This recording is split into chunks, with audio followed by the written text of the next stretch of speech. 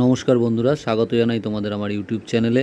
তো এই মুহূর্তে যে বিশেষ খবরটির দিকে আমরা নজর রাখবো সেটা হলো গতকাল এই প্রাথমিকের কাট অফ মামলা নিয়ে কিন্তু একটি হিয়ারিং ছিল কলকাতা হাইকোর্টে, এবং সেই হিয়ারিংয়ে কিন্তু পর্ষদ একেবারে ব্যাকফুটে চলে গিয়েছে। তোমরা সকলেই জানো যে 2016 সালে 42,000 যে প্রাথমিক শিক্ষক রিক্রুটমেন্ট হয়েছিল, সেই নিয়োগের কিন্তু যে ডিপিএসসি ওয়াইজ কাট অফ, সেই কাট অফের মধ্যে কিন্তু অনেক গণ্ডগোল ছিল।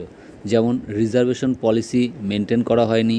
অনেক ক্ষেত্রেই দেখা গেছে যে যারা এসসি এসটি ওবিসি বা রিজার্ভ ক্যাটাগরি, তাদের কাট অফটা কিন্তু অনেক বেড়ে গিয়েছিল এবং জেনারেলদের কাট অফটা কিন্তু অনেকটা কমে গিয়েছিল। তো যেটা আসলে হওয়ার কথা নয় সেটাই হয়েছিল। এবং এই যে অনিয়মগুলো কিন্তু ডিপিএসসি থেকে আরটিআইয়ের মাধ্যমে বিভিন্ন তথ্য জোগাড় করে যেসব পিটিশনাররা আদালতে আবেদন করেছিলেন, তাদের পক্ষ থেকে সুদীপ্তবাবু কিন্তু কালকে খুব ভালো আর্গুমেন্ট করেছেন, এবং তিনি কিন্তু কিছু যুক্তিসহ প্রমাণ বিচারপতির হাতে তুলে দিয়েছেন, যেগুলো কিন্তু একেবারে অকাট্য যুক্তি, যেগুলো কিন্তু অগ্রাহ্য করার মতো কোনো বিষয় নয়।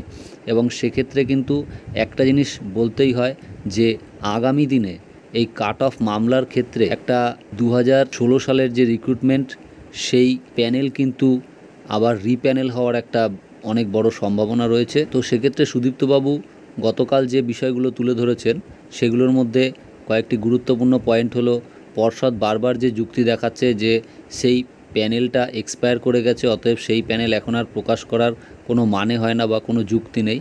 কিন্তু সুদীপ্তবাবু বলেন যে 42,500 নিয়োগ প্রক্রিয়ায় অংশগ্রহণকারী বহু ক্যান্ডিডেট কিন্তু 2023 ও 2024 সালে আদালতের নির্দেশে নিয়োগ পেয়েছে। তো যদি সেই প্যানেলটা এক্সপায়ার করে গিয়ে থাকে, তাহলে এক্সপায়ার প্যানেল থেকে কি করে ক্যান্ডিডেটরা নিয়োগ পান? তো এইগুলো কিন্তু সওয়াল জবাবে উঠে এসেছে, এবং তিনি দেখিয়েছেন যে কিভাবে জেনারেলদের কাট অফ মার্কস কমে গিয়েছে এবং এসসিদের কাট অফ মার্কস অনেকটা বেড়ে গিয়েছে। তাছাড়া সুদীপ্তবাবু আরেকটি বিষয় তুলে ধরেন আদালতের সামনে, সেটা হলো যে এই যে প্রাথমিক শিক্ষা পর্ষদ বলছে যে তারা যে প্যানেল পাবলিশ করেছিল, কিন্তু সেক্ষেত্রে প্যানেল তো নেই, এবং প্যানেল পাবলিশের যে নোটিশ, সেই নোটিশটাও কিন্তু প্রাথমিক শিক্ষা পর্ষদ দেখাতে পারেনি।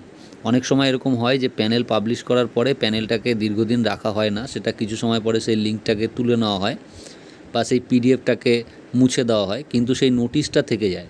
কিন্তু প্রাথমিক শিক্ষা পর্ষদ সেই নোটিশটাকেও দেখাতে পারেনি। তো তখন কিন্তু সুদীপ্তবাবু বলেছেন যে যারা প্যানেলই পাবলিশ করেনি, সেই প্যানেল আবার এক্সপায়ার হবে কি করে? আদালতে কিন্তু যথেষ্ট ভালো সওয়াল জবাব করেছে মামলাকারীরা। তো এক্ষেত্রে দেখা যাক যে আগামী দিনে কি হয়। তবে এই মামলাটি আগামী সপ্তাহেই আবার হিয়ারিং আছে। তো সেক্ষেত্রে কিন্তু একটা অনেক বড় সম্ভাবনা রয়েছে যে আগামী সপ্তাহে বা তার পরবর্তীকালে যে হিয়ারিংগুলো হবে, সেক্ষেত্রে প্যানেল কিন্তু রিপ্যানেল করার একটা বড় সম্ভাবনা রয়েছে। এছাড়াও আরেকটি গুরুত্বপূর্ণ খবর সেটা হলো যে বিচারপতি রাজাশেখর মান্থার এজলাসে যে 2014 টেটের ওএমআর পাবলিকেশন সংক্রান্ত মামলাটি চলছিল, আপনারা সকলেই জানেন, সেই ওএমআর পাবলিকেশন সংক্রান্ত মামলাটি কিন্তু এখন আর বিচারপতি রাজাশেখর মান্থার এজলাসে নেই, কারণ তিনি সিঙ্গেল বেঞ্চের জাজ থেকে কিন্তু ডিভিশন বেঞ্চের জাজ হিসেবে প্রমোশন পেয়েছেন। এবং এই মামলাটি পরবর্তীকালে সিঙ্গেল বেঞ্চে কোন এজলাসে হিয়ারিং হবে সেই বিষয়টা কিন্তু ঠিক হয়নি। এই পরিস্থিতির মধ্যেই কিন্তু এই ওএমআর পাবলিকেশন মামলা নিয়ে কিছু ক্যান্ডিডেট তারা এই ওএমআর পাবলিকেশনের মামলাটি ডিভিশন বেঞ্চে চ্যালেঞ্জ করেন, এবং ডিভিশন বেঞ্চে চ্যালেঞ্জ করার পরে ডিভিশন বেঞ্চে যে হিয়ারিং হয়েছে, সেই হিয়ারিংয়ের ক্ষেত্রে কিন্তু বিচারপতিরা বলেছেন যে এই ওএমআর পাবলিকেশন সংক্রান্ত বিষয়ে সিবিআইয়ের কাছে যে ডকুমেন্টগুলো আছে, সেই ডকুমেন্টগুলো বিচারপতি রাজাশেখর মান্থা কিন্তু জমা দিতে বলেছিলেন এবং সিবিআইকে উপস্থিত থাকতে বলেছিলেন হিয়ারিংয়ের দিন। তো ডিভিশন বেঞ্চে যখন মামলাটি হিয়ারিং হয়েছে, সেই সময় কিন্তু সিবিআইয়ের কোনো আধিকারিকরা উপস্থিত ছিলেন না। তো সেই কারণে কিন্তু ডিভিশন বেঞ্চের বিচারপতিরা কিন্তু এই বিষয়টিকে সেভাবে আর হিয়ারিং করেননি, এবং তারা বলেছেন যে আগামী দিনে সিবিআইকে উপস্থিত থাকতে হবে এবং সিবিআইকে কিন্তু সমস্ত ডকুমেন্টগুলো প্রডিউস করতে হবে যে তাদের হাতে ওএমআর সংক্রান্ত বিষয়ের কী কী তথ্য আছে বা কী কী নথি আছে, এবং তার ভিত্তিতে কিন্তু আগামী দিনে তারা নির্দেশ দান করবেন। তো এই ছিল আজকের মতো যে ওএমআর সংক্রান্ত এবং কাট অফ মামলা সংক্রান্ত আপডেট। তো ভিডিওটি দেখার জন্য অসংখ্য ধন্যবাদ। সবাই ভালো থাকবে, দেখা হচ্ছে আবার পরের ভিডিওতে।